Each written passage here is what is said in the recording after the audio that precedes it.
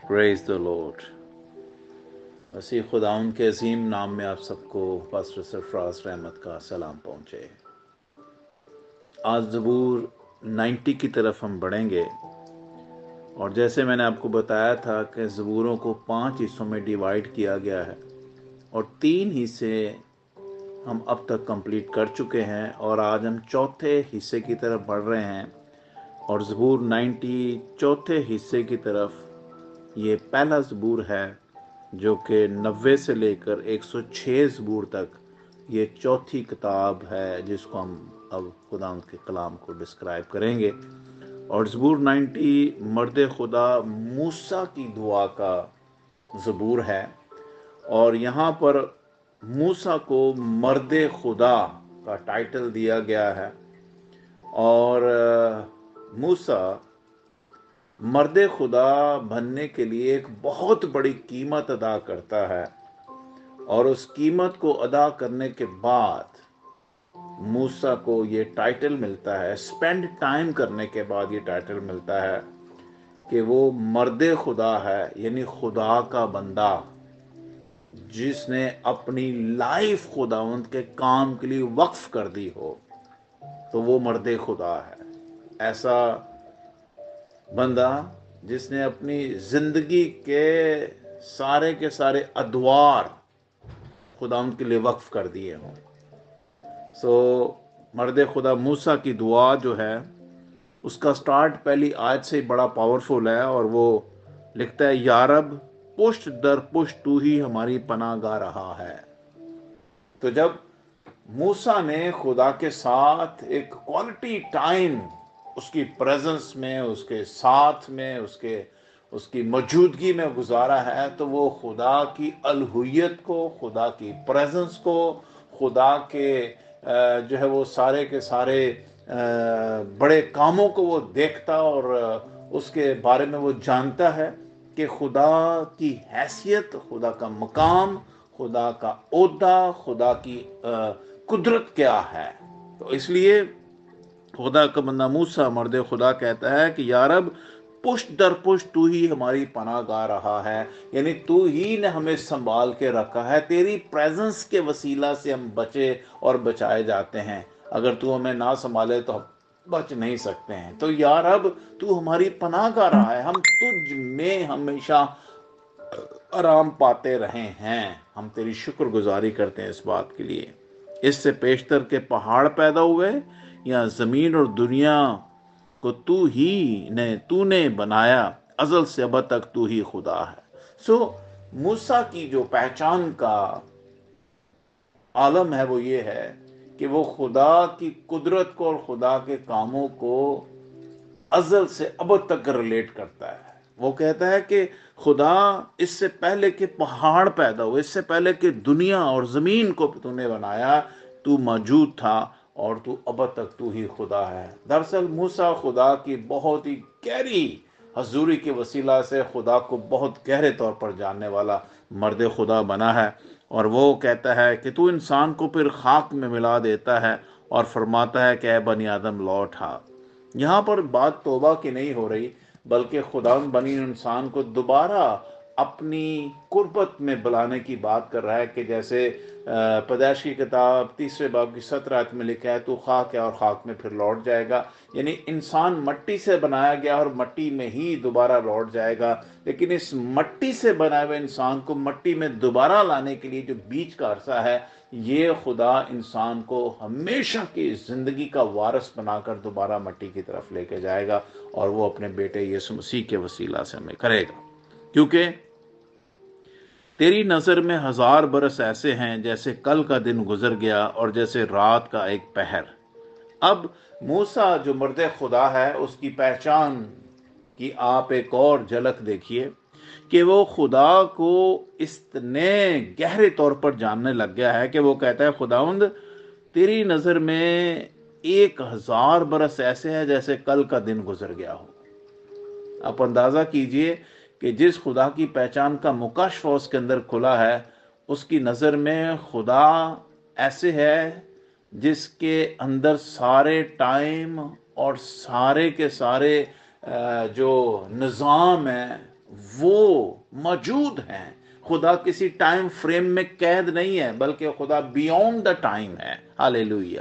اور یہ مکاشفہ بھی خدا نے موسیٰ کی ذات میں اتار دیا اور وہ یہ لکھ رہا ہے، تو ان کو گویا سیلاب سے بہا لے جاتا ہے، وہ نیند کی ایک جھپکی کی مانند ہیں، وہ صبح کو اگنے والی گھاس کی مانند ہیں، وہ صبح کو لہلاتی اور بڑھتی ہیں اور شام کو کٹتی اور سوکھ جاتی ہیں، کیونکہ ہم تیرے قہر سے فنا ہو گئے اور تیرے غضب سے پریشان ہوئے.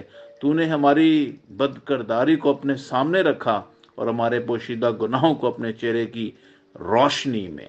تو یہاں پر بتایا گیا کہ انسان کی ایکچولی اپنی حالت کیا ہے. انسان ایک گھاس کی مانند ہے. انسان جو ہے وہ ایک گویا سیلاب کی مانند ہے جسے کوئی بھی پانی جو ہے وہ بہا لے جاتا ہے. وہ نیند کی ایک جھپکی کی مانند ہے. وہ صبح کو اگنے والی گھاس کی مانند ہے.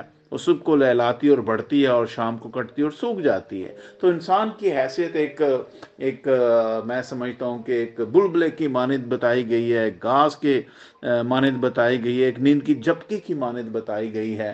سو اس لیے انسان اپنی ذات میں، جیسے پچھلے زبوروں میں پڑھ کے آیا تھا تو وہ لکھا ہے کہ انسان اپنی بہترین حالت میں بھی بے ثبات ہے، یعنی اس کی کوئی اہمیت نہیں ہے. لیکن اس انسان کو اہمیت والا انسان بنانے کے لیے مرد خدا موسیٰ کی طرح ہمیں مرد خدا بننے کی ضرورت ہے، تاکہ ہم اپنے اندر اپنی پہچان رکھ سکیں اور وہ خدا کی وجہ سے پہچان بنتی ہے. جی، آیت نمبر 9.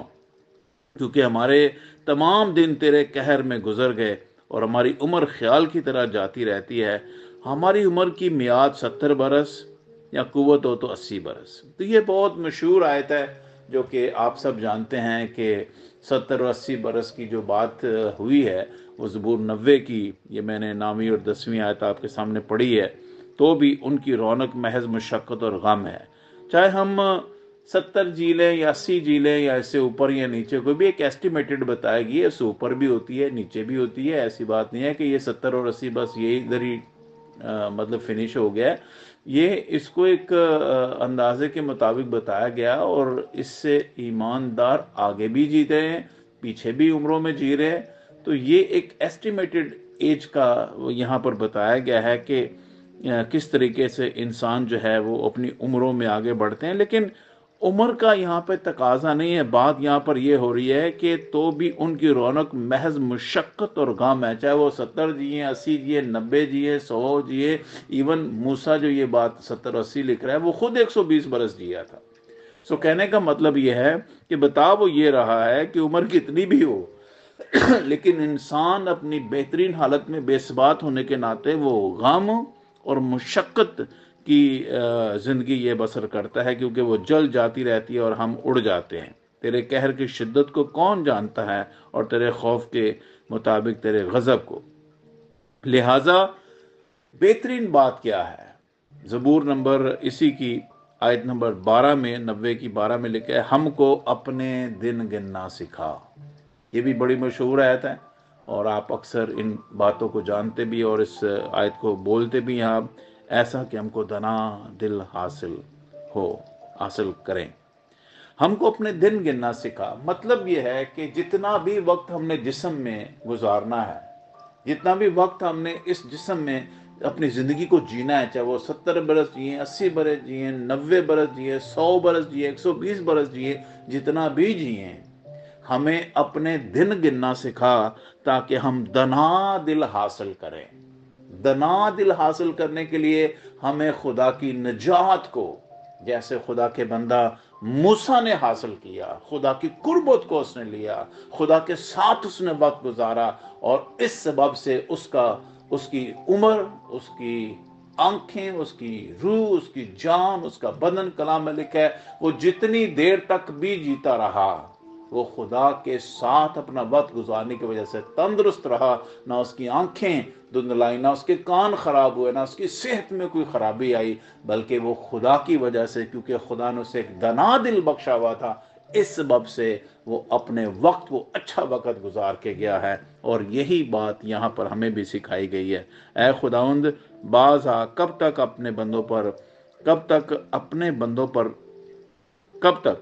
اور اپنے بندوں پر رحم فرما اور صبح کو اپنی شفقت سے ہم کو آسودہ کر تاکہ ہم عمر بھر خوش و خرم رہیں۔ صبح کو اپنی شفقت سے ہم کو کیا کر؟ آسودہ کر۔ یہ صبح کے وہ پہر ہیں جب ہم خداوند میں گزارتے ہیں، اور اگر ہم خداوند میں وہ پہر کا آغاز کر لیں صبح کا، تو پھر خدا ہمیں عمر بھر خوش و خرم رکھے گا۔ ہاللیلویہ۔